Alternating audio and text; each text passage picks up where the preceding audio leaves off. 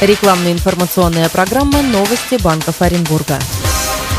Здравствуйте, в студии Елена Костылева. Программу представляет интернет-портал банкиоренбурга.ру, сайт для тех, кто стремится быть в курсе последних событий в финансовой сфере.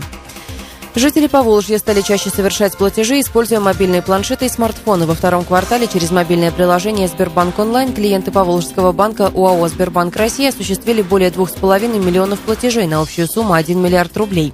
Сегодня каждый шестой пользователь приложением «Сбербанк онлайн» для доступа к сервису использует мобильное устройство. Мобильное приложение «Сбербанк онлайн» для планшетов и смартфонов – отличный способ управлять собственными финансами, совершать платежи и переводы, оплачивать услуги в любое удобное время с мобильного устройства, имеющего доступ к сети интернет. Развитие мобильных технологий позволяет Сбербанку стать еще более клиентоориентированным. Мобильное приложение «Сбербанк онлайн» открывает клиентам доступ к банковским продуктам в любой точке мира.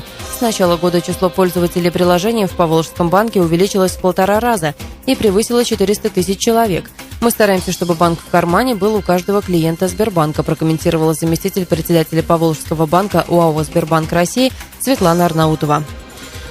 Совет директоров Банка России 31 июля решил снизить ключевую ставку с 11,5% до 11% годовых. Такое решение регулятор принял с учетом того, что баланс рисков по-прежнему смещен в сторону существенного охлаждения экономики, несмотря на некоторое увеличение инфляционных рисков. По прогнозу Банка России, замедление роста потребительских цен продолжится в условиях слабого внутреннего спроса. Годовая инфляция в июле 2016 года составит менее 7%, а достигнет целевого уровня 4% в 2017. В дальнейшем Банк России будет принимать решения об уровне ключевой ставки в зависимости от изменения баланса инфляционных рисков и рисков охлаждения экономики, говорится в сообщении пресс-службы Центробанка. Ожидалось, что Центробанк оставит ставку на прежнем уровне, либо снизит ее на символические 0,25 или 0,5% пункта. На снижение ключевой ставки рассчитывал Минэкономразвития. Алексей Улюкаев, министр экономразвития, прогнозировал, что Центробанк снизит ключевую ставку до 10% годовых. Между тем, аналитики не исключали, что Центробанк может решиться и на первое в этом году повышение ключевой ставки.